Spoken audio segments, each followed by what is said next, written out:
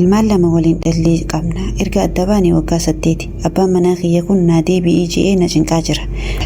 tole jechuudhaaf miidhaan inni narra geessisee na duraa mul'atti lakkee jechuudhaaf abbaa ilmaan kiyyaati yaani narkaa waldhee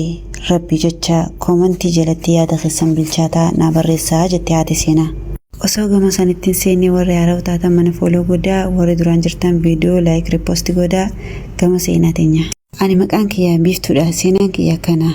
gaafa ijoollummaa umrii kiyya waggaa 15tti abbaa manaa kiyya ilma biyyatiyyaa ilma ganta kiyyaatiif haadha abbaan kiyya na kanna abbaa manaa kiyya kun xiqqoo umriin narra guddaadha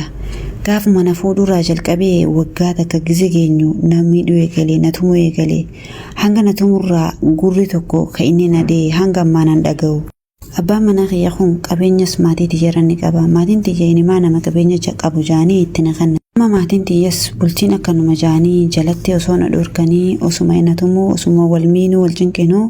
anis ijoollummaan qabaa wajji turree ilmaan lama waliin arganne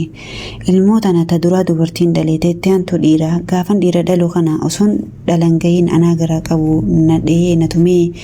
mana hakimaa dhaqee garaa dhoosanii ilmoo sanna keessaa fuudhanii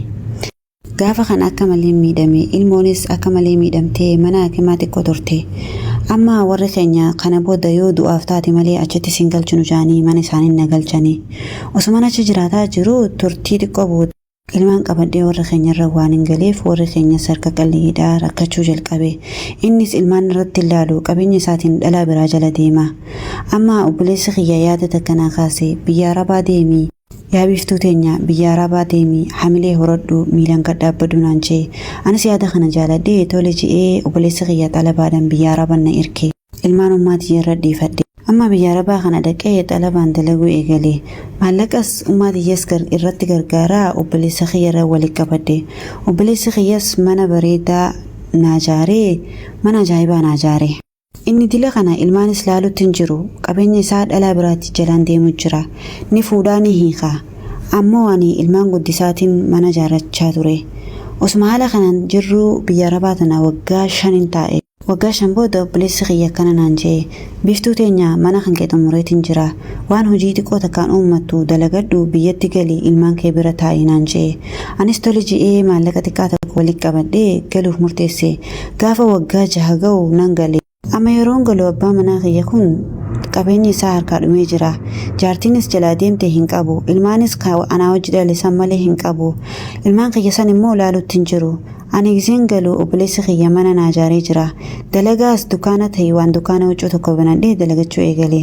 ijoollee kiyya barsiisaa osuman akkana jiraatu jiru ijoolleen tiyyatuun abbaan keenya yoo jaanii na gaafachuu jalqabanii anis garaawaa dhalee waan hin godhu dhabee itti himuuf dirqame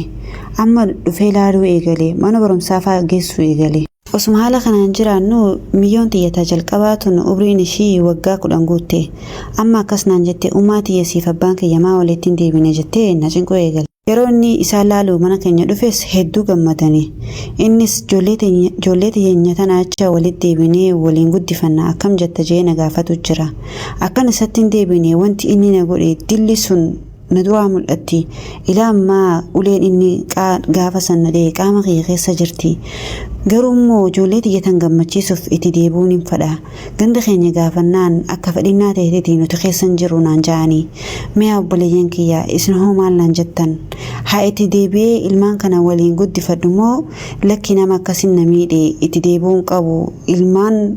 isaa haa dhufee ilaalu haaluma kanaan inni itti fufa nama biraa heerumee dhugaa dubbachuuf abbaa biddeenatis nama bira ijoollee tiyyarratti fiduu na jibbisiise inni na booda dubartii 2 fuudhe ani immoo hin heerumne amma kan jiraataa jiru magaalaa Adaamaati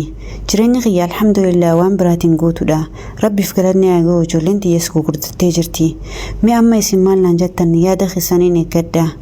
hadaraa yaada bilchaataa naaf barreessaa jette obboleettiin teenya kanaafuu wanti isin komantii jala barreessitaniif waan jireenya ishiitii murteessati yaada bareedaa tokko barreessafiin ja'a warri seenaa haarawaa qabda